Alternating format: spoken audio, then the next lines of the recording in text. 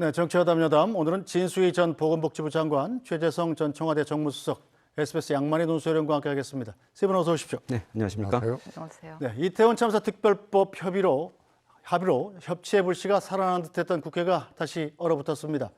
야당이 단독으로 최혜병 특검법을 통과시키면서인데요. 어제 본회의에서 진행된 최혜병 특검법 처리 과정부터 먼저 보고 오겠습니다. 국민의힘과 민주당이 이태원 참사 진상규명을 위한 특별 법안 처리하기로 합의했습니다. 의사일정 변경까지 해가지고 최상병 특검법을 처리하겠다고 하는 것은 정치 도의적으로도 있을 수 없는 일이고, 우리는 오늘 최상병 특검법이 의사일정으로 상정되는 것 자체를 반대합니다. 전세사기 특별법과 해병대 순직 사건 특검법에 대해서는 우리는 반드시 이번 본회의에 처리한다는 입장에 변화가 없습니다. 하여간 저희는 저희가 할 수 있는 모든 방법과 권한을 해서 처리하겠다라는 것만 말씀드리겠습니다.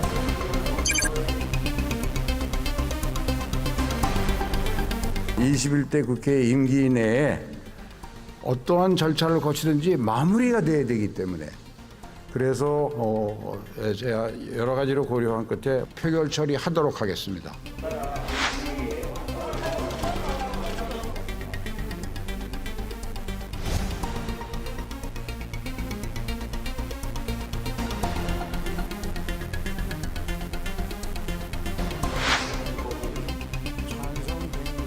가결되었음을 선포합니다.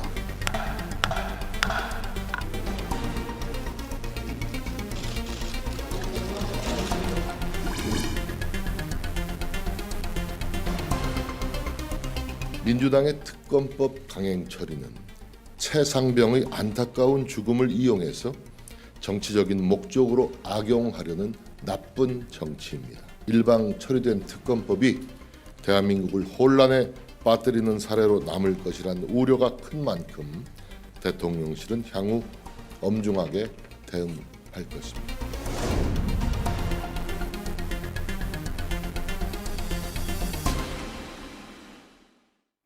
네, 자 먼저 진수희 장관님, 이태원 특별법 합의로 좀 풀리는 듯 했었는데 여야 관계가 또 금세 얼어붙었네요. 어제 이 최상병 특검법 처리 과정 어떻게 보셨습니까? 근데 저는 이태원 참사 특별법은 사실은 그걸로 인해서 뭐 협치에 물꼬가 텄다고 보지는 않고요. 바로 그 최수근 해병, 최수근 상병 그 특검법 처리를 위한 이렇게 약간 각자 한 발씩 좀 양보하면서 일단 합의를 이뤄낸 거라서 그게 협치의 물꼬를 텄다고 저는 개인적으로 보지는 않았고요. 어쨌든 이제 이 부딪힌 거는 그 최수근 상병 관련한 특검법인데, 저는 저 처리 과정을 보면서 일단 민주당 쪽에 좀 쓴소리를 하고 싶은 게요.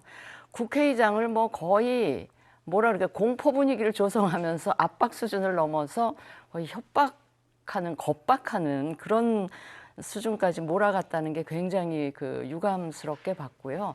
사실은 여야 간에 첨예하게 대립이 될 때 국회의장은 통상 마지막 순간까지 합의를 종용하고 합의를 유도하는 그런 노력을 이제까지 해 오셨습니다. 다른 역대 국회의장들도. 이제 그러다 보니 소속 정당 출신 의원들에게 굉장히 곤혹스러운 그런 과정도 많이 겪고 하셨는데, 저는 이번에도 그렇게 봤어요.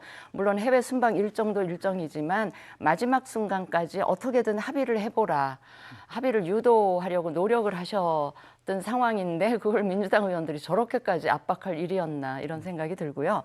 일단 국회의장이 끝까지 노력은 하셨지만 어쨌든 상정하실 거라고 저는 봤어요.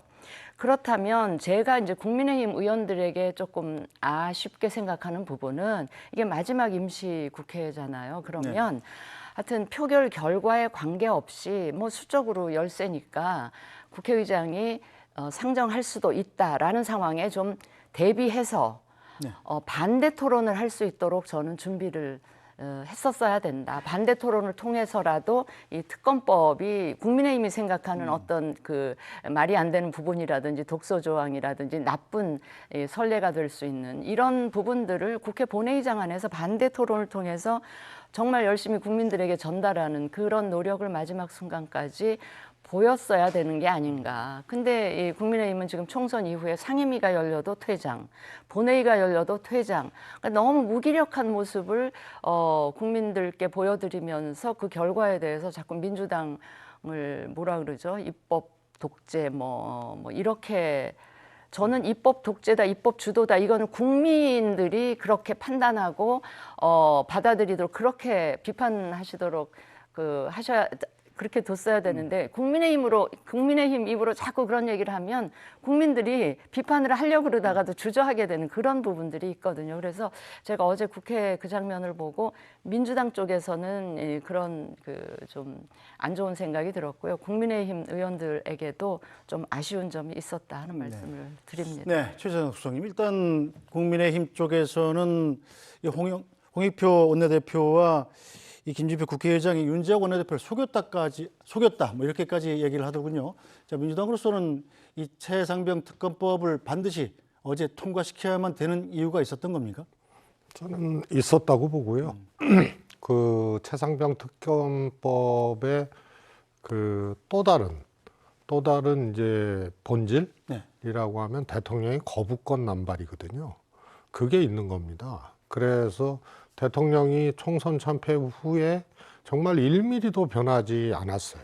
그리고 특검법이나 법을 대하는 국회를 통과한 법을 대하는 대통령의 기준은 이태원 참사 특별법 같은 경우는 사실 대통령이 그 참사에 일종의 대통령으로서의 어떤 도의적인 책임 뭐 이런 것은 있을 수 있지만 법률적으로 특검을 한다 하더라도 대통령한테까지 갈 사안은 아니잖아요. 그래서 최상병 특검법이나 김건희 여사 도이치모터스 특검법 같은 경우가 대통령이 그야말로 열어줄 수 없는 그 불변의 기준이거든요.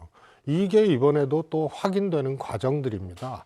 그게 특검법을 둘러싸고 뭐 단독 처리했느냐 마느냐 이거보다 조금 더 본질적인 것이 숨겨져 있는 사안이고요. 그래서 민주당으로서는 이번에 만약에 거부권을 하고 제2의결이 안 된다 하더라도 다음 국회 22대 국회에서 또 하겠다는 거 아닙니까? 그러면 또 대통령이 또 거부권 행사할 거예요. 네.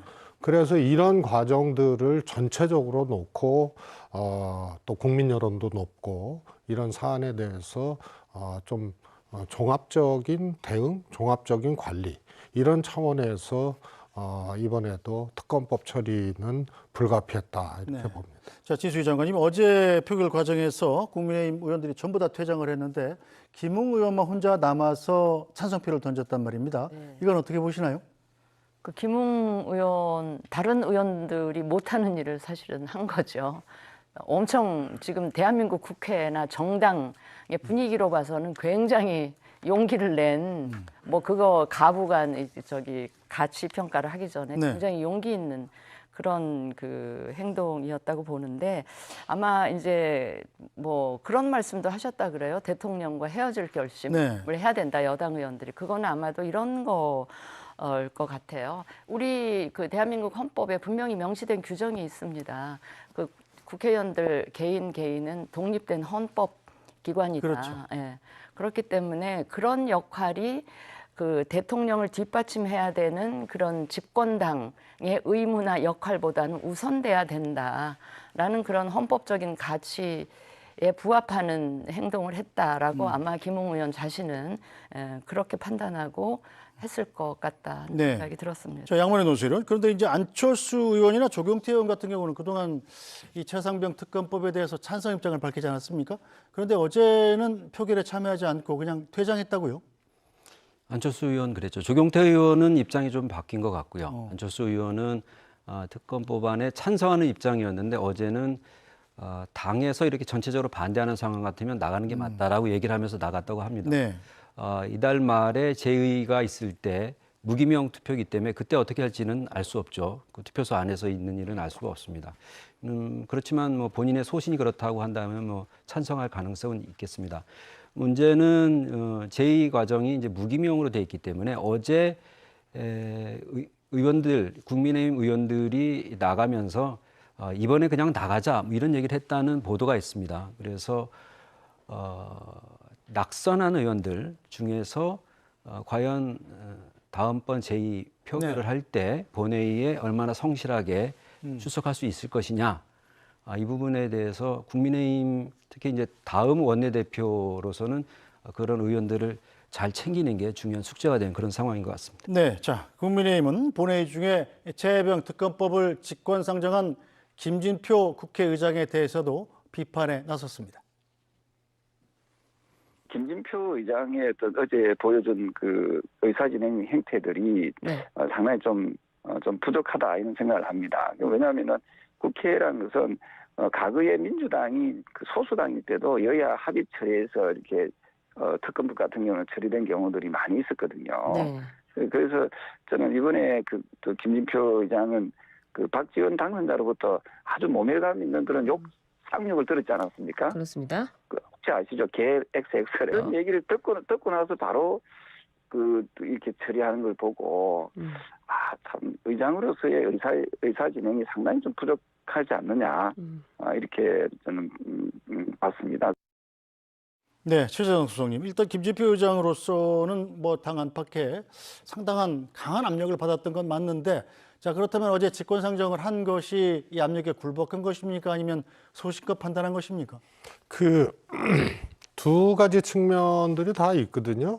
뭐냐면 의장에게 명분을 주기 위해서, 그러니까 김진표 의장이 이거를 처리하지 아니하겠다라는 명시적인 증거 이런 것들이 없거든요. 그래서 김진표 의장이 결국은 이 특검법을 상정하고 처리하겠다는 생각이 있어도 여당 의원들이 외형적으로 그것을 공표하지 않는 한은 저런 이제 행위가 불가피한 거고요. 의원들 입장에서는요, 당 입장에서는. 그리고 그게 오히려 김진표 의장한테 한쪽 측면에서 보면은 압력이 될 수도 있지만 또 다른 측면에서 보면은 상정해서 처리하기 위한 명분 쌓기가 될 수 있다.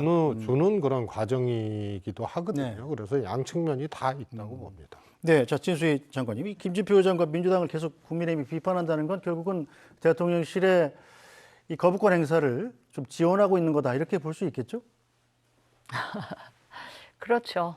그러니까 분명히 이번에 그러니까 거부권을 행사할 것이고 돌아오게 되면 재의결 안 될 확률이 조금은 더 높다라는 생각을 하면서도 벌써 저 홍익표 원내대표 그런 이야기 하잖아요. 22대 우리는 이번에 안 돼도 22대 국회 열리면 또다시 발의할 거다 이렇게 이야기를 하는 거 보면 결국 이번에 안 될 걸 알면서도 했다. 결국은 대통령의 거부권 행사를 좀 유도하기 위한 그런 측면도 그런 의도도 분명히 있었던 걸로 보입니다. 네, 자, 양만희 전수령, 정부 여당이 반대하고 있는 이 최혜병 특검법, 이 과연 어떤 내용이 담겼길래 이렇게 반대를 하는 건지 관련 내용도 좀 짚어주십시오. 네, 그 말씀 드리기 전에 어제 표결이 이루어진 과정에 대해서 좀 설명을 드리면 어떨까 싶은데 양쪽의 행위는 다 뭐 정치적인 거긴 하겠습니다만은 김진표 의장이 저런 이제 의사결정을 한 과정은 이제 절차 위에 있긴 하거든요. 그러니까 사망 사건이 생긴 게 지난해 7월이고 이 법안이 발의된 게 9월입니다. 그런데 여야 간의 협의가 전혀 진전되지 않으니까 10월에 패스트트랙에 태웠어요. 그렇죠. 그렇게 돼서 6개월 뒤인 4월 3일에 국회 본회의로 넘어온 겁니다. 이게 절차상으로 이제 부의에 해당하는데 이거를 여야가 합의해서 본회의에 상정해서 처리하자라는 합의가 없으면 60일 뒤에 자동 상정이 되거든요.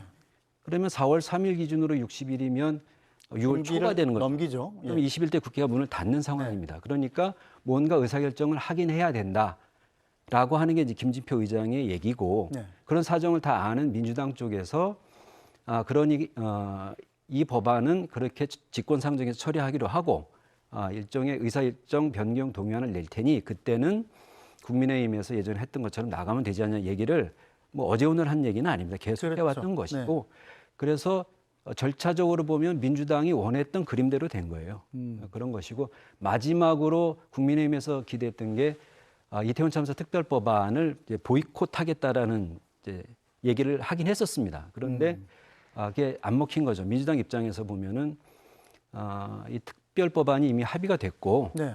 대통령실에서 환영 논평까지 냈기 때문에 뭐 그대로 되물리지는 그렇죠. 어렵지 않겠냐 예. 뭐 이렇게 생각했던 것 같고 그래서 결국 이제 표결까지 된 그런 상황인 것이죠. 절차는 그렇습니다. 네, 절차는 그렇고 이 최혜병 특검법에 담긴 내용들이 어떻길래 네. 이 왜 정부 여당에서 이렇게 거부를 하는 거죠? 뭐 독소조항 이런 얘기는 있는데요. 네. 지금 온노비 특검부터 지금까지 한 10차례가 넘는 특검이 있었습니다. 네. 논의 구조는 거의 똑같습니다. 그러니까 수사를 얼마나 할 것이냐, 네.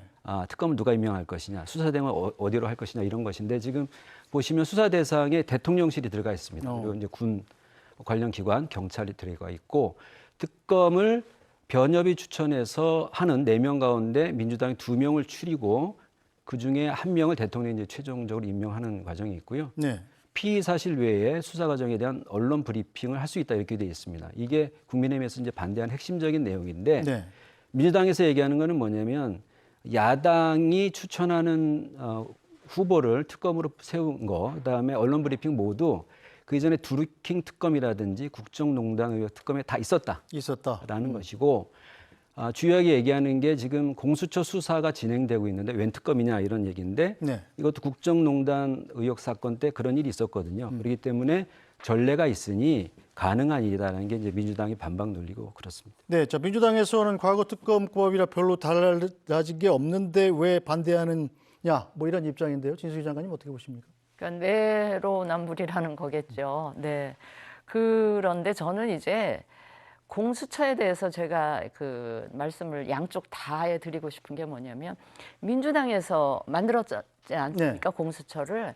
그 공수처 만들 때 얼마나 그냥 그 개혁의 어떤 아웃풋이라고 그 홍보하면서 만들었는데 그러면 만들 때 정말 그 수사 능력을 갖출 수 있도록 그 조직과 인원을 충분히 해서 만들었어야 되는데 막상 만들고 나니 거기에 수사 경험 그리고 이제 수사관들을 뽑고 했는데 보니 수사 경험 있는 분들이 많지 않고 그러니까 뭐 이게 그 수사가 진행이 돼도 이 수사 의지가 있는 건지 수사는 제대로 하는 건지가 미심쩍을 정도의 역량밖에 보여주지 못했단 말이죠. 그래서 공수처를 애초에 출범시킬 때 민주당이나 그때 문재인 정부 쪽에서 좀 제대로 조직으로서의 기능을 발휘할 수 있도록 못 만든 거 그거에 대해서 지적을 하고 싶고요.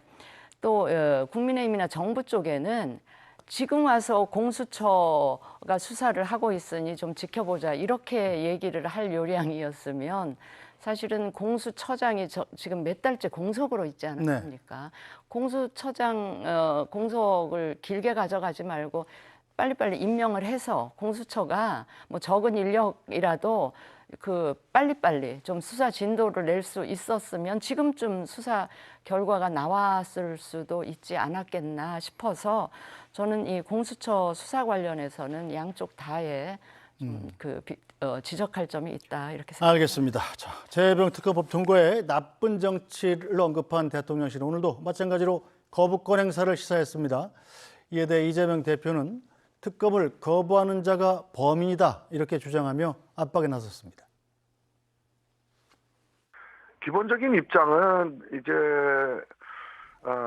사법 절차에 지금 상당히 어긋나는 어떻게 보면 입법 폭거거든요. 네.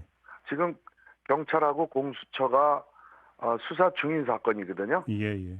자, 그러면 대통령실에서는 이 절차가 끝나는 것을 기다려 봐야지 합법적이다 이렇게 보시는 거죠. 네. 이걸 받아들이면은 나쁜 선례를 남기는 거고 더 나아가서 이거 직무유기가 될 수 있다. 민주당에서 다소 정치 쟁점화 할 수 있는 것들을 거부권 행사를 할 수밖에 없게끔 그렇게 밀어붙이신 것도 저는 분명히 있다고 보고요. 최혜병 순직 관련 특검법 역시 우리 원내대표님의 정말 각고의 노력 끝에 통과가 됐습니다.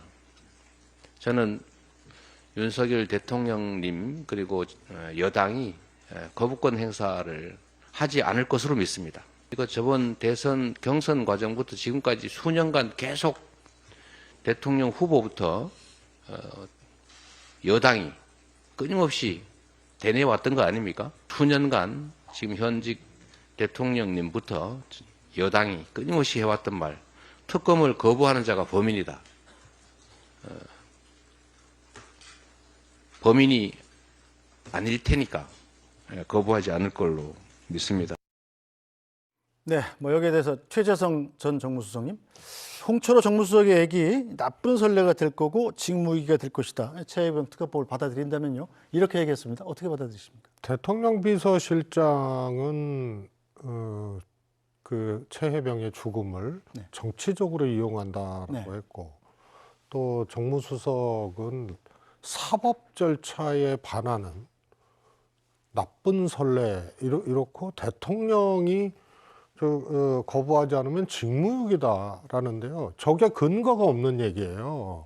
어떤 점에서 그렇습니까? 아니, 사법 절차라는 게 뭡니까? 그러면은 특검이라는 게 수사가 미진하거나 혹은 권력층에 대한 수사라서 제대로 이루어질 가능성이 없을 때, 네. 그럴 때 그야말로 특별법으로 특검을 하는 거 아닙니까? 그리고 과거에 다 그렇게 했어요. 심지어는 수사 초기 단계에서 특검법이 통과돼 가지고 수사를 중단하고 특검으로 넘어간 사례도 있고, 사실 특검이 발동된 것 중에 검찰 수사가 종료되고 특검한 케이스가 거의 없습니다. 네. 그래서 저 말이 사법 절차라는 게 저게 법에 명시된 건지 대통령과 대통령실에서 자신들이 이번에 만들어낸 새로운 기준인지 그걸 모르겠어요. 그래서 저거는 해당 사항 없는 얘기거든요. 그리고 특검을 왜 거부하는지가 저 네. 사법 절차 하나 말고는 없어요. 그러면 특검 해도 된다는 얘기인데 저 사법 절차라는 말이 유령과 같이 이번에 등장한 말이거든요. 저거는 기준이 없는 얘기고 스스로 대통령과 대통령실이 이번에 정치적 기준을 본인들이 만들고 그렇게 쓰는 거예요. 그래서 거부권을 행사할 이유가 없다는 것을 오히려 반증한 꼴이 되는 거죠. 네, 자, 진수희 전 장관은 어떻게 보십니까? 사법 절차에 어긋나지 않는다는 말씀이신데요. 글쎄 그 사법 절차가 구체적으로 어디까지를 사법 절차로 보는지, 사법 절차를 또 광범위하게 해석하면 기소가 돼가지고 재판까지 다 끝나야 또 그게 사법 절차가 마무리되는 거. 네, 저기는 이렇게. 검찰 수사가 종료되고 네. 그다음에 특검 여부를 검토해야 된다는 얘기고, 네. 그래서 이태원 참사 특별법은 수사가 끝났으니까 해도 된다. 네. 이런 기준이죠. 근데 그래서 요 정부- 그건 없는 기준이에요. 요 정부, 요 정권에 한해서 보면 그런데 그 이전에 아까 우리 최 수석 몇 건 지적을 하셨듯이 우리 양 위원께서도 뭐 옛날 옷로비 특검도 얘기를 하셨지만 그런 선례들이 많이 있기 때문에 네. 이거는 이렇게 말씀하시면 그 동의를 구하기가 굉장히 힘들고요. 저는 이 용산과 국민의힘이 가장 곤혹스러운 대목이 바로 국민 여론이 네. 뭐 여론조사 이야기 하실 것 같긴 한데 국민 여론이 이 특검에 관해서 압도적으로 그 동의하고 있다는 점이 제일 지금 곤혹스러운 대목일 것 같습니다. 네, 저 양만희 논설위원, 일단 이 진 장관께서 말씀하신 그 국민 여론조사 결과 한번 좀 볼까요? 그럴까요? 그래픽. 네. 4개 여론조사 기관에서 엠브레인 퍼블릭에 의뢰해서 29일부터 1일까지 조사한 겁니다. 최혜병 특검법안에 찬성하느냐는 의견이 67, 반대한다가 19입니다. 표본 오차가 플러스 마이너스 3.21%포인트지만 그 의미가 없을 정도로 약 국민 3사람 중에 1명 정도가 법안에 찬성하고 있는 것이죠. 그렇다 보니까 이게 민주당이 이제 밀어붙일 수 있는 총선 민심이 반영된 것이다라는 논리를 세울 수 있는 하나의 근거가 되고 있는 것 같은데요. 네. 대통령실에서 좀 곤혹스러운 대목이 사실 어제 정진석 비서실장이 곧바로 카메라 앞에 쓴 것에서 나타난다고 생각하는데요. 엄중하게 대응하겠다. 이 얘기는 이제 거부권을 쓰겠다라고 하는 얘기죠. 네. 그 이유는 뭐 대단히 간명합니다. 왜냐하면 수사 대상에 대통령실이 들어있기 때문이거든요. 그러니까 대통령실과 국방부 등이 사건의 진상을 은폐하고 수사를 왜곡한 의혹이 있으니 그 진상을 규명하자라고 하는 것인데 이게 지금 대통령실의 국가안보실 2차장, 그다음 공직기강 비서관의 이름이 이미 나와 있고 이분들 상대로 이제 수사가 계속 되다 보면 어디를 향할지 하는 것은 뭐 자명한 거 아니겠습니까? 네. 그러니까 물론 이제 대통령은 헌법상 내란 외환의 죄악은 형사소추의 대상이 되지 않기 때문에 기소를 전제로 한 수사 대상이 되지 않는다라는 게 일반적인 해석일 겁니다. 그러니까 대통령 본인이 수사 대상이 되기는 어려울 수 있겠지만은 대통령의 참모들을 수사하는 과정에서 당시 대통령의 행적이 수사 대상이 될 가능성이 계속 있기 때문에 그 부분에 대해서 강한 어조로 대응을 첨예한 것이고 이건 아까 말씀드린 대로 이제 이달 말에 있을 제2과정에서 네. 이탈표 혹은 이제 불출석 이런 부분들을 좀 단돌이 하기 위한 것 같고 결국 남은 기간 동안에 거부권 행사와 관련한 민심이 되게 중요할 텐데 주목해 볼 만한 것은 오늘 조간 보수지의 경우에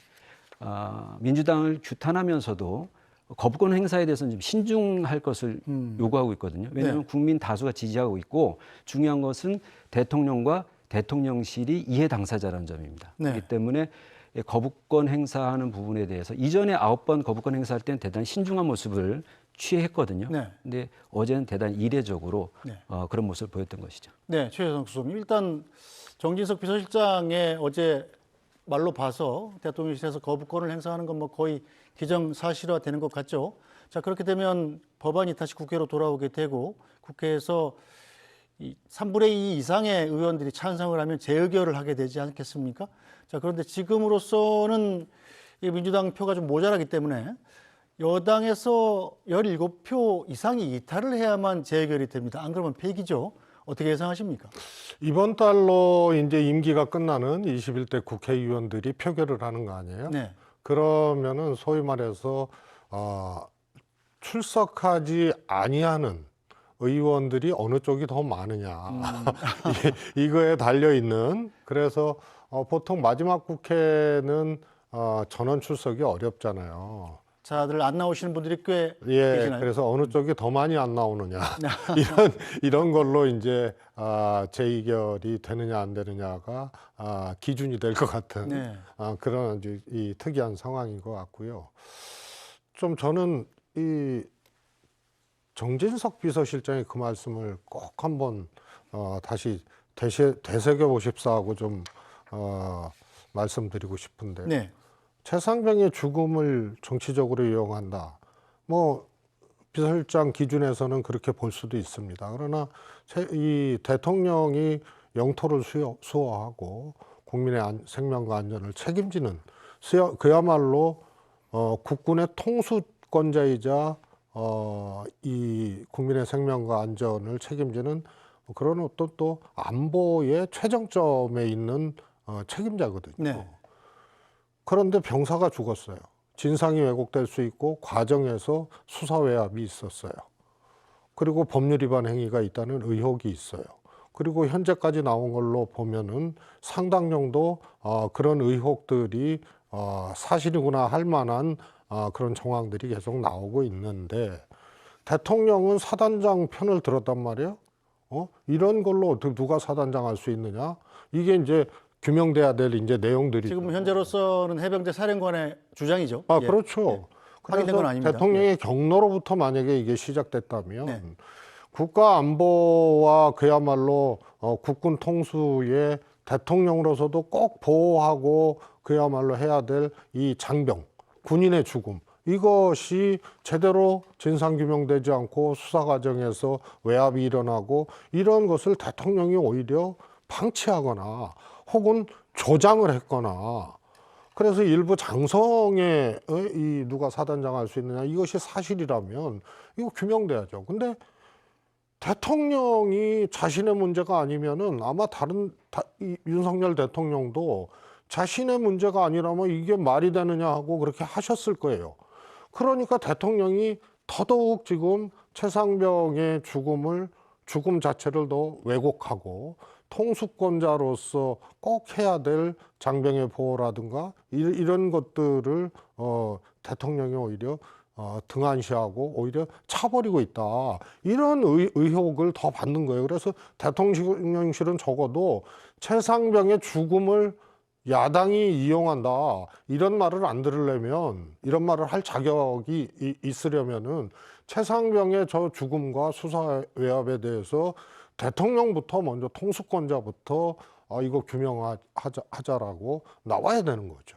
그런데 사법 절차 외에 아무런 이 거부권 행사할 수 있는 아무런 이유가 없다면 그건 그야말로 이 정말 이해할 수 없는 부분들이죠. 네, 자 진수희 장관님. 예, 제가 좀 안타깝게 생각하는 거는 이태원 참사 특별법도 그렇고 이 최수근 상병 특검법도 그렇고요.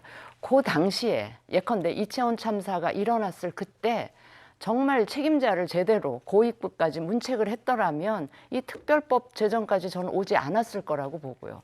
이 그 최 상병 이 건도 결국은 그대로 수사하도록 해서 이제 이첩을 시킨 걸 그냥 뒀으면 됐을 텐데 또 거기에 누군가를 콕 집어서 이제 책임을 면해주는 이런 과정이 있다 보니 이제 여기 특검까지 오게 된 것 같은데 저는 이렇게 된 데는 우리 대통령의 인식에 귀결되는 부분이 많이 있는 것 같아요. 무슨 말씀인가 하면 현장에서 법 집행을 현장에서 하시다가 바로 대통령이 되시다 보니 뭔가 그 사고나 사건이 일어났을 때 법적 책임만을 생각을 하시는 것 같아요. 그런데 이 대통령이라는 자리는 정치를 하시는 자리고 정치의 최정점에 계시는 자리이기 때문에 법적 책임도 넘어서 이 정치적인 책임, 도덕적인 책임 이런 것까지 져야 되는 게 우리 이제 정치인들의 숙명이기도 한데 근데 이제 그걸 꼭 법적 책임 이외의 책임을 묻는 거는 너무 과한 거 아니냐라는 인식이 굉장히 확고하게 계신 것 같아요. 그래서 그 두 큰 사건에 대해서 이렇게 대응을 하다 보니 결국은 여기까지 오면서 오히려 대통령이나 대통령실이 굉장한 부담을 지게 되는 상황까지 오게 된 거 아닌가 싶어서 그 점이 매우 안타깝습니다. 알겠습니다. 자, 계속해서 국민의힘 상황도 좀 짚어보겠습니다. 국민의힘 비대위원장으로 공식 임명됐죠. 황우여 비대위원장 오늘 기자회견을 가졌습니다. 첫 메시지로 당 혁신을 강조하면서 전당대회 룰 개정관에서는 말을 낳겠습니다. 야당과 협치를 하겠습니다. 민주당의 주장을 그를 지지하는 국민의 목소리로 보아서 존중해드리겠습니다. 여야의 이견은 정반합의 변증법적 승화를 거쳐 하나의 목소리가 되어야 합니다. 우리 당의 정체성은 뚜렷하게 유지하되 국민이 됐다 하실 때까지 쇄신하겠습니다. 재창당 수준을 뛰어넘는 혁신을 추진하겠습니다. 모든 의견들은 열린 상태에서 다 모아서 당원 당규 개정 요건에 맞으면 발동을 할 것이고 또 그 절차는 당원 당규의 엄격한 규정에 따라서 공정하고 불편부당하게 하기 때문에 위원장 된다 하면은 다들 주변에서 제발 개인 얘기는 하면 안 된다 이렇게 하시는데 그게 맞는 말씀 같아요. 조금만 기다려 주시면은 위원회 구성된 다음에 다시 한번 입장을 말씀드리겠습니다. 자, 진 장관님, 이 황우여 위원장 재창당 수준의 혁신을 하겠다 이렇게 밝혔습니다. 자, 여지껏 이 황우여 비대위가 관리형 비대위가 될 것이다 이런 관측이 많았는데, 네. 자 그렇다면 혁신형 비대위가 되는 건가요? 글쎄 그거는 이제 뭐 두고 봐야 될 일인데요. 그 황우여 위원장 입에서 저런 이야기가 나오니까 저도 굉장히 좀 뜻밖인데 저렇게 말씀하신 대로 해 주셨으면 좋겠다 하는 제 개인적인 바람이 있고요. 사실은 뭐 관리형 비대위라 그래서 혁신적인 조치를 하면 안 된다 이런 건 아니잖아요. 네. 예, 2달 예정된 비대위라 하더라도 혁신 조치는 얼마든지 그 의지에 따라서 저는 도입될 수 있다고 보고 제가 이 지금 황우여 비대위에서 꼭 해줬으면 싶은 혁신 조치는 두 가지가 있습니다. 하나는 당 대표 뽑는 룰을 네. 당원 100%로 바꾼 거를 다시 원래대로 원위치 시켜서 원위치 시키되 7대3 정도가 아니고 이번에는 그야말로 당이 변했다는 걸 국민께 보여드리기 위해서 50대 50 정도로는 가져갔으면 좋겠다. 그게 하나 주문드리고 싶고요. 또 하나는 지금 단일성 집단 지도 체제로 되어 있어서 이 대표 뽑고 최고위원도 뽑지만 결국은 대표가 모든 의사결정권을 가지고 모든 메시지를 대표가 다 관리하는 이런 상황인데 그러다 보니 최고위원들의 이 내는 메시지나 목소리들이 별로 나오지를 않아서 그러다 보니 당이 어떤 다양한 그 생각과 다양한 목소리들을 내도 그게 국민께 전달이 안 되고 용산에도 전달이 안 되는 그런 문제들이 있어서 이번에는 좀 이 순수 집단 지도 체제로 지도부를 구성을 해서 다양한 목소리들이 좀 지도부에서 만들어지고 바깥으로 전달이 됐으면 좋겠다 하는 그 두 가지는 우리 황우여 위원장께서 꼭 해주셨으면 좋겠고요. 국민이 됐다 했을 때까지 쇄신하시겠다고 하니까 그 약속 좀 꼭 좀 지켜주셨으면 좋겠고 지키실 수 있도록 이 당의 구성원들이 다 뒷받침을 좀 해주셨으면 좋겠습니다. 네, 황우여 비대위의 가장 큰 관심, 사람들이 관심을 갖는 건 아마 전당대회, 당대표를 뽑는 룰을 당원 100%인 현재에서 그럼 이 국민 뜻을 얼마나 반영할까일 텐데요. 최재석 수석께서는 상대당 입장에서 황우여 비대위가 이 당원 이 전당대회 룰을 개정할 가능성이 얼마나 된다고 보십니까? 저는 개정을 할 수밖에 없는 상황이 아닌가 싶습니다. 그러니까 총선 민심이라는 게 사실은 어느 한 사건, 어느 한 사안에 대해서 총선 결과가 그렇게 나오고 이런 게 아니고요. 그러니까 대통령의 국정 운영, 그 다음에 집권 여당에 대한 전 과정에 대한 어떤 평가라고 봐야 되거든요. 그래서 저게 김기현 대표가 선출될 당시에 5대5 룰을 당원 100%로 바꾸면서 그때 여러 가지 장면들이 국민들에게 보여졌죠. 그게 유력한 주자들을 사실상 압박해서 주저앉힌 거라든가 5등하던 김기현 대표가 1등을 한 거라든가 거기에서 대통령실의 반응, 개입 뭐 이런 것들을 다 봤기 때문에요. 그런 것에 대한 것도 다 총선 평가 속에 저는 있다고 보기 때문에요. 최소한 저 정도는 5대5로 원상회복시키지 않을까 보고 있고요. 근데 조금 변수가 있어요.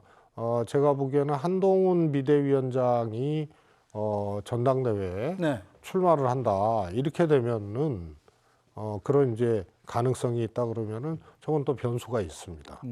그래서 최소한 지금은 한동훈과 다른 분들이거든요. 대통령을 포함해서 지금 당권 주자들 또 향후에 이제 뭐 대권을 꿈꾸는 사람들이 전부 한동훈의 등장을 탐탁치 않아 하고 있기 때문에 그렇겠죠.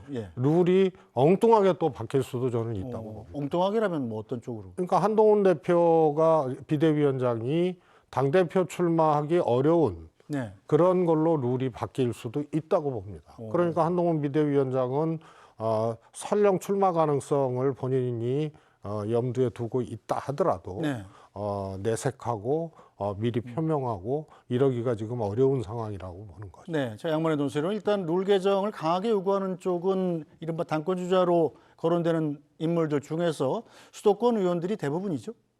주로 이제 비윤계 수도권 의원과 당선인 그리고 권영세 의원도 일부라도 좀 반영하는 게 좋겠다라는 입장이어서 크게 보면 대세로는 그런 것 같습니다. 그런데 황우여 비대위원장이 어제 원외의 당협위원장들을 만났대요. 세 분인 것 같은데 그 자리에서 원외 당협위원장들이 5대5 제안을 했고 했으면 좋겠다 그랬더니 황 위원장이 적극 고려하겠다라고 답변했다는 게 전언입니다. 그리고 비대위에 원외위원장들이 좀 들어오게 해달라 뭐 그런 취지로 답변했다라고 하는 것이고요. 오늘 황우여 위원장이 취임 기자회견을 하면서 당정대의 관계를 조화롭게 하겠다고 하면서 비대위의 나침반은 당원과 국민의 목소리뿐이다 이렇게 얘기를 했거든요. 그러니까 대통령실하고는 어느 정도 거리를 두겠다는 그런 취지죠. 네. 그리고 어제 원외위원장들과의 만남에서도 대통령실과의 소통은 공식 창구로만 하겠다라고 얘기를 했답니다. 그러니까 네. 이게 뭔가 좀 대통령실과의 관계에서 새로운 설정 이런 부분들을 시사한 것 같긴 한데요. 아까 장관님 말씀하셨던 것처럼 결국 이런 말이 어떻게 구현되느냐가 중요할 텐데 9일에 원내대표가 세워지면 그 원내대표와 함께 이제 비대위원을 인선을 해서 네. 위원회를 꾸릴 텐데 어떤 인사들이 들어오는지를 보면 이 말이 말대로 될지 아닐지 알 수 있을 것 같습니다. 네, 자 앞으로 이루어질 국민의힘 전당대회에서 한동훈 전 비대위원장이 출마할지 안 할지도 큰 관심사인데, 자 한동훈 비대위원장, 이 비대위원장에서 물러난 지가 벌써 3주가 지났는데 여전히 여론의 주목을 받고 있습니다. 사진을 한 장 보실까요? SNS에 올라온 사진인데요. 언뜻 보면 뒷모습만 보면 누군지 잘 모르겠는데 저 뒷모습이 한동훈 비대위원장으로 확인이 됐다고 그럽니다. 자, 한동훈 비대위원장이 편한 옷차림 또 운동화를 신고 누군가 통화를 하면서 가는 모습인데, 자 일상적인 사진인데 이렇게 화제가 되는 걸 보면, 자 양말의 노세련, 네. 아직도 한동훈 전 위원장이 뭐 거의 연예인급 관심을 받고 있다 이렇게는 볼 수 있겠네요. 이게 1일에 촬영됐다고 하는 것이고요. 전 위원장의 그 자택 부근이라고 합니다. 그리고 뭐 신도 저는 유세 때 신었던 신이라고 하는데 네. 이런 사진이 올라오고 나서 팬카페에서 반응이 이제 드디어 나타나셨네요. 외출을 라든지 했네. 예. 뭐 이제 슬슬 움직이시는 건가요? 뭐 돌아오시길 바랍니다. 이런 식의 반응이 있었다는 게 이제 주목할 만한 부분이겠죠. 네, 자 이런 가운데 한동훈 위원장과 통화를 했다는 인물도 나타났습니다. 누굴까요? 108석? 뭐 이렇게, 108석 했죠. 예. 네, 개헌 전신선을 유지해서. 예. 근데도 지금 뭐 당 차원에서도 하나도 연락이 없잖아요. 그러니까 제가 예. 제 자리를 달래는 게 아니잖아요. 네네. 아무 타이틀도 없지만은 예. 그 고맙고 감사한 표시는 해야지. 예. 그래야 다음에 다른 우리 우파 연예인들이 많이 나올 수가 있단 말이에요. 네. 자, 김은규 봐라. 목숨 걸어도 끝나니까 아무것도 없지 않냐. 이러면 사람들이 안 도와주는 거예요. 안 나오는 거예요. 예, 되고. 대가를 바라진 네. 않은데 자원봉사 차원으로 나오신 그러니까 건데. 인간적으로 해야 되지 않냐. 난 예. 그런 거죠. 김 선생님 맞죠? 저 한동훈 비대위원장입니다. 어디? 제가 당연히 전화드리고 찾아뵈야 되는데 자기도 좀 몸도 좀 안 좋고 또 바로 사퇴하는 바람에 좀 전화가 늦었다고 죄송하다고. 제가 몸 좋아지면은 한번 뵙죠. 아유 이거 감동이죠. 사람이 통화 이게 처음 해봤는데 아주 순수하고 착하고 전혀 정치인 같지 않고 정말 인간적으로 저한테 고맙고 감사한 표현을 하더만요. 일단은 한번 만나서 허심탄회하게 얘기하면 뭐 저도 조언해 줄 수 있고요. 마음을 열고 만나고 싶어요.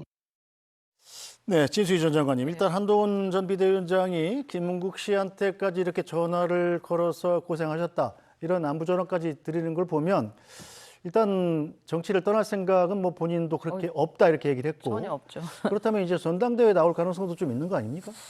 글쎄 그 가능성은 뭐 아직 반반 정도 아닐까 싶은데요. 저는 제가 만약에 가까이에 있다면 이렇게 권고드리고 싶은 게 지금은 때가 아니다라는 생각, 말씀을 드리고 싶어요. 이게 보면 이런 것 같아요. 우리 한동훈 위원장이 비대위원장 맡기 전이랑 후랑 이 정치하겠다는 의지는 굉장히 강해진 것 같기는 해요. 네. 그러니까 전국 단위 선거를 총지휘하면서 끝나고 나서 후회도 있으실 거고요. 이거는 이렇게 했어야 되는데 저렇게 했어야 되는 후회도 있을 것 같고, 또 한편으로는 이 약간 노하우도 생겼을 것 같아. 이러면 될 것 같고 저러면 더 좋은 결과가 날 것 같고. 그러니까 이런 생각을 하면서 다시 한번 내가 해봐야 되겠다는 생각은 확고하게 이제 굳히신 것 같은데, 네. 과연 어느 시점에 어떤 공간을 찾아서 복귀할 거냐는 좀 차근차근 생각을 해보시는 게 좋겠다. 그래서 저는 얼마 전에 왜 내공을 쌓겠다라는 말씀이 전달이 됐는데 내공이라는 게 뭐 혼자서 공부하고 어디 가서 강의 듣고 이래서 쌓여지는 게 아니고요. 정치적 내공이라는 거는 현장에서 정말 자기 선거 치르면서 민심도 체험해보고 이 지역 주민들과 막 부딪혀도 보고 뭐 이런 어떤 현장 경험을 통해서 저는 내공이 쌓여진다고 보고, 그래서 조금 안목을 호흡을 길게 가져가셔서 아마 올해 내년 정도에 나오는 이 재보궐선거가 있으면 네. 거기에 도전해서 국회에 한번 들어가서 국회를 좀 경험해 보신 후에 이 대권 도전을 하시는 게 훨씬 더 나은 선택이 아닐까 하는 말씀을 저는 드리고 싶은데 모르겠습니다. 네. 자, 양반의 도세로 일단 김은국 씨는 지금 활발하게 인터뷰를 하는 중이고 여기에 한동훈 전 비대위원장이 전화를 하면 이게 기사화가 될 것이다라는 것 정도는 한동훈 전 비대위원장 입장에서는 예상할 수 있었던 일일 것 같아요. 자, 그리고 이 영입 인재들한테도 전화해서 저를 보고 들어왔는데 제가 떠나게 돼서 죄송하다, 뭐 이런 안부 전화까지 일일이 했다는 거 아니겠습니까? 이렇다면 약간 이 복귀를 위한 사전 포석 정도 되지 않을까 이러 싶은데요. 저는 통화는 그렇게 큰 정치적 의미를 부여하고 싶지는 않습니다. 왜냐하면 한 전 위원장이 뭐 정치적으로 뭐 구호라든지 활동에 대해서 호불호가 있긴 하겠습니다만은 한 전 위원장이 좀 반듯한 이미지 이를 되게 좀 보여주려고 했던 것이라고 생각하거든요. 그러니까 저쪽에서 아니 그렇게 도와줬는데 너무 한 거 아니냐라고 하면 당연히 가장 큰 책임을 졌던 사람으로서 전화를 거는 건 당연한 도리다 이렇게 생각했던 것 같고요. 뭐 이상민 의원을 곧 만난다 이런 얘기도 있고 그래서 다음 주부터는 뭔가 몸을 일으키지 않겠냐 이런 전망들이 있는데 한 전 위원장이 다음 당대표 선거에 출마할 것이냐 말 것이냐 이건 좀 봐야 될 것 같습니다. 왜냐하면 일단 원내대표 선거라든지 당이 돌아가는 상황을 좀 일단 볼 것 같고 3년은 꽤 긴 시간이거든요. 그렇죠. 그 기간 동안에 자신이 뭔가를 한다라고 하는 것은 뭐 쉽게 판단하기는 어려운 문제이기 때문에 일단 당이 돌아가는 걸 보면서 주변의 조언을 듣는 그런 행보를 보이지 않을까 생각합니다. 네, 최혜성 수석께서는 어떻게 예상하세요? 저는 뭐 자고 나면 생각이 바뀌고 또 자고 나면 또 바뀌고 이런 상황이 아닌가 싶습니다. 아까 저 사진도 그렇고요. 김은국 씨하고 통화한 것도 그렇고 이상민 의원하고 통화한 것도 그렇고 그다음에 무엇보다도 한동훈 위원장의 건강 상태를 공개하는 거는 국가기밀은 아니잖아요. 근데 지금 건강 얘기를 계속 하고 있거든요. 근데 뭐 총선 뛰면 힘들고 또 마지막 날에 좀 탈진 비슷하게도 하고 그랬다는 것인데 지금 총선이 이제 다음 주면 한 달이에요. 끝난 지가. 그래서 건강을 가지고 자꾸 시간 유예를 하면서 건강이 회복되는 대로 건강이 챙겨지는 대로 김은국 씨도 뵙겠다. 뭐 이런 얘기를 한단 말이에요. 그래서 제가 보기에는 한쪽으로 생각하면 이번에 발진을 해야겠다. 이런 생각도 들고 또 자고 나면은 또 대통령이 좀 떠오를 거예요. 일종의 큰 싸움이거든요.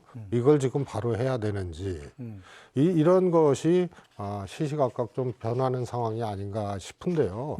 제가 왜 건강 얘기를 했냐면은요. 한동훈 위원장 보러 자맹하라, 집거해라, 외국가 있어라 이런 사람 아무도 없잖아요. 근데 실제로 건강에 큰 문제가 없는데 스스로 자맹하고 스스로 이제 집거 형태를 보이고 그러면서 이제 전화를 시작했다는 거는 이번에 만약에 다시 등판하고 복귀하지 않으면 기회가 없다는 생각을 할 수도 있다고 봐요. 그런 것이 생각이 있다가 없다가 이걸 왔다 갔다 하는 그런 상황을 좀 반증하는 것이 아닌가 싶습니다. 한동훈 전 비대위원장 어떤 결정을 내릴지 참 기대가 되고 궁금하기도 합니다. 자, 계속해서 민주당 소식도 좀 알아보겠습니다. 자, 민주당 22대 국회 첫 1년 제1야당의 원내 사령탑에 친명계 3선인 박찬대 의원이 선출됐습니다. 예상했던 대로죠. 단독 후보로 찬반 투표를 거쳤는데요. 당선 현장으로 가보겠습니다. 선관위 결정에 따라 득표 수는 공개하지 않겠습니다. 박찬대 후보가 제적 의원 과반수 이상을 득표해서 제22대 국회 더불어민주당 1기 원내대표로 당선되었음을 선포합니다. 선거관리위원장님께서 신임 원내대표님께 꽃다발을 전해주고 계십니다. 부족한 저보다 훨씬 더 훌륭하신 의원님들도 많이 계신데 통 크게 양보해 주신 덕분에 제가 원내대표로 일할 기회를 얻게 되었습니다. 우리 당이 하나로 더 크고 더 단단해지기를 바라는 마음이라고 저는 생각합니다. 22대 국회가 실천하는 개혁 국회가 될 수 있도록 신발끈 꽉 매고 있는 힘껏 뛰겠습니다.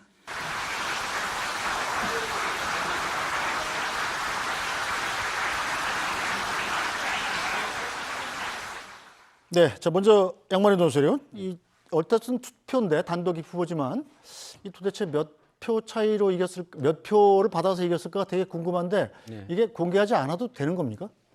좀 전에 들으신 것처럼 네. 당 선관위가 그런 결정을 했다는 것이죠. 네, 선관위 결정하면 그냥 공개 안 할 수 있는 그런 거예요? 거죠. 네, 네. 그게 궁금하지 않습니까? 뭐 그건 당연한 인지상정 같습니다. 그러니까 그런데 과반인지 아닌지는 확인을 네, 했겠네요. 그래서 과반 득표를 해서 당 규상 과반 득표하면 당선자가 되는 것으로 그렇게 되어 있습니다. 네, 이 과반 득표를 했다면 뭐 굉장히 많은 표를 얻었다면 어떤 영향이 있고 과반을 살짝 넘겼다면 어떤 영향이 있을까요, 최재성 수석님? 뭐 공개가 되지 않았는데 가정을 전제로 제가 말씀드리는 건 좀 그렇고요. 이런 거죠. 공개하지 않은 이유가 있지 않겠습니까? 뭐 공개 안 할 수도 있죠. 원래 공개 안 하더라고요. 네, 과거에도 제 기억으로는 한 번인가 이제 단독 출마해서 찬반 투표를 한 적이 있는데 정세균 당시 의원이 원내대표에 나왔다가 만장일치가 됐던 적이 한 번 있습니다. 19년 전이라고. 아니 그러니까 그래서 일종의 저것도 이제 단독 출마이기 때문에 공개하지 않는다는 의미는 만장일치라고는 할 수는 없지만 큰 이견 없이 이제 했다는 것을 정치적으로 저렇게 하는 거고요. 아마 규정이 어떻게 돼 있는지는 모르겠어요. 원내대표 선거 규정은 자주 바뀌기 때문에. 그런데 아니 경쟁자가 있어도 요새는 최종 득표 수를 발표를 안 하고 그냥 순위 그렇습니다. 정도. 경쟁자 있을 경우 그런데 단독 출마할 경우에는 어떤지 건 모르겠습니다만 아마 규정에 있다면은 저건 당연한 거고요. 아마 규정에 발표하게 돼 있는데 그거를 임의로 그렇게 하기는 저는 어렵다고 보고요. 다만 이제 저 장면에서 뭐 결국은 이제 지나간 얘기가 돼버리는 셈인데 원내대표의 이제 꿈을 꿨던 그런 이제 민주당 의원들 있지 않습니까? 몇 분 나오려고 했다가 바로 불출마 선언을 하셨죠. 두 가지가 충족이 돼야 돼요. 하나는 박찬대 의원이 원내대표로서 누가 봐도 득표력도 있고 그리고 또 능력도 있고 그래서 이거는 그냥 대세다. 그래서 다른 후보들이 접거나 혹은 위기 상황에서 야 그래도 후보 생각이 있는 사람들끼리 정치력을 발휘해서 위기 상황이니까 한 명만 하자. 이래서 이제 단일 후보로 사실상 정치력을 발휘해서 그렇게 만들었거나. 근데 이 두 가지 상황이 다 아니에요. 민주당은 위기 상황이 아니죠. 위기 상황도 아니고 예를 들어서 뭐 후보군으로 거론됐던 김민석 의원 같은 경우는 지난번에 원내대표 나갔다가 석패를 하셨잖아요. 탈락을 하셨잖아요. 그래서 이번에도 나갈만 하고 특히 다수당이 되고 첫 국회 1년 차에 원구성하는 원내대표인데 안 했단 말이에요.